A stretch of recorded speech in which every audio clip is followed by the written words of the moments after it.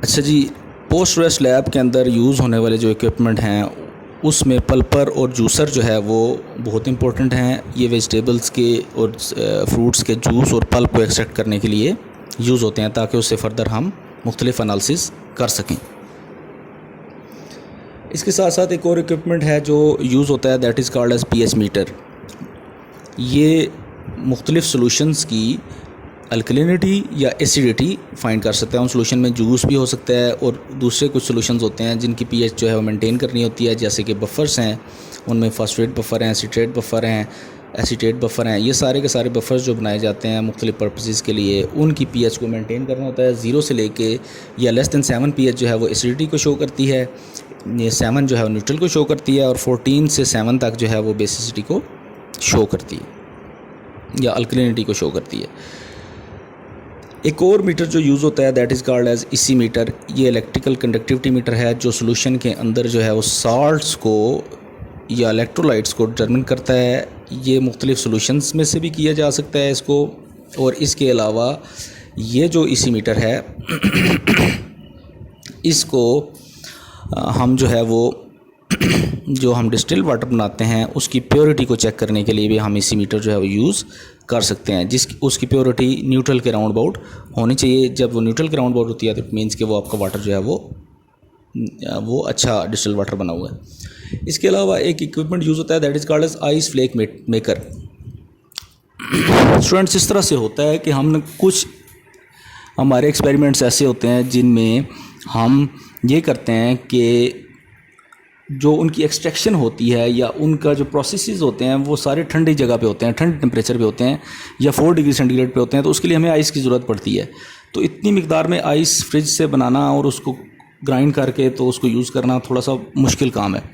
तो उसकी सोल्यूशन के लिए एक इक्विपमेंट यूज़ होता है that is called as ice flake maker. ये आइस के पैलेट्स बनाता है और बड़ी स्पीडी बनाता है, और जिसकी वजह से आप अपने जो एक्सपेरिमेंट हैं उसको बड़े आसानी से, बड़े एक्यूरेटली जो है उसको परफॉर्म कर सकते हैं। Then is called as distillation unit. एक इक्विपमेंट यूज़ होता है that is called as distillation unit. उस इक्विपमेंट का पर्पज़ ये होता है कि आपको प्योर वाटर बना के दिया जाए। लैब के अंदर जो आप पानी यूज़ करते हैं वो डिस्टिल्ड वाटर होना चाहिए, डिस्टिलेशन यूनिट या डिस्टिलेशन प्रोसेस के तहत बना होना चाहिए। इस डिस्टिलेशन यूनिट में से निकला हुआ पानी जो है वो प्योर वाटर होता है। आमतौर पे जो टैप वाटर होता है वो प्योर वाटर नहीं होता, क्योंकि उसमें काफ़ी सारे साल्ट्स जो है वो मिक्स हुए होते हैं और वो आपके एक्सपेरिमेंट की एक्यूरेसी के ऊपर इफ़ेक्ट करते हैं। तो डिस्टिल्ड वाटर का जो यूज़ पानी होता है वो एक्सपेरिमेंट की एक्यूरेसी को बेहतर बनाता है। अच्छा, इसी तरह से एक इक्विपमेंट और है that is called as gas chromatograph. Gas chromatograph जो है वो गैसेस के एनालिसिस के लिए यूज़ किया जाता है। फ्रूट्स के अंदर मुख्तलिफ गैसेस होती हैं जैसे कि इथिलीन, कार्बन डाइऑक्साइड, एसिटिलीन, इसी तरह से ऑक्सीजन। ये सारी की सारी इन चीज़ों की मेजरमेंट जो है वो गैस क्रोमेटोग्राफ पे होती है। ये हमें ग्राफिकल प्रेजेंटेशन देता है, on the basis of that हम इन गैसेस की कैलकुलेशन जो है वो कर सकते हैं। इसी तरह से इसके साथ मिलता जुलती एक चीज़ है that is called as high pressure liquid chromatograph. ये गैसेस की बजाय लिक्विड फेज़ में जो है वो एक्ट करता है, और इसकी मदद से भी हम मुख्तलिफ प्रोसेसेस जो है वो कर सकते हैं। और इसमें ये जो ज़्यादातर लिक्विड हमारे जो पैरामीटर्स होते हैं जैसे मुख्तलिफ एंटीऑक्सीडेंट्स या इसके अलावा मुख्तलिफ वाइटामिन्स या इसी तरह से सर्टन और थिंग्स जो होती हैं उनको हम मेजर करने के लिए लिक्विड क्रोमेटोग्राफ जो है वो यूज़ करते हैं।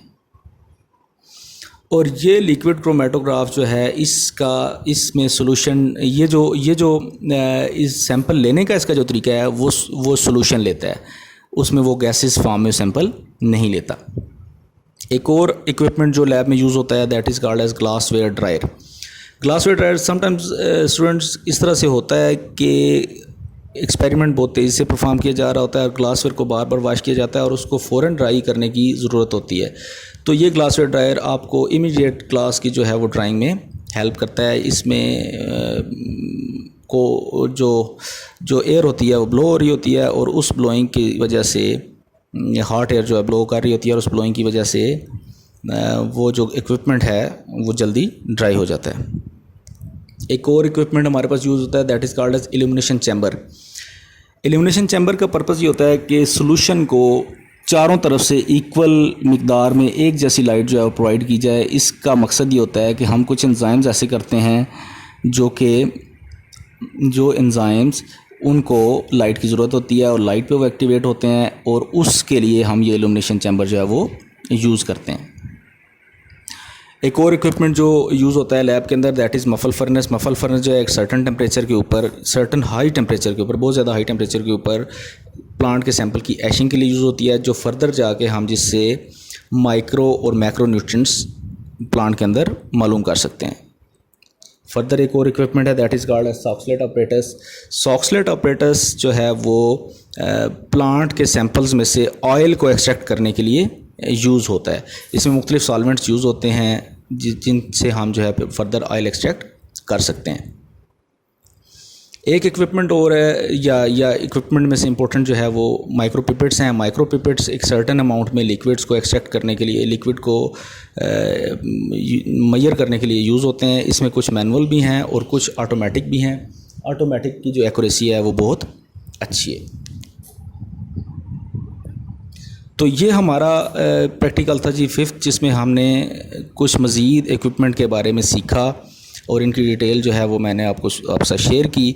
तो इंशाल्लाह नेक्स्ट जो प्रैक्टिकल हैं वो हमारे कुछ जो है फिजियोलॉजिकल प्रोसेसेस के ऊपर होंगे, कुछ मैच्योरिटी के ऊपर होंगे। तो इंशाल्लाह तब तक खुदा हाफिज़।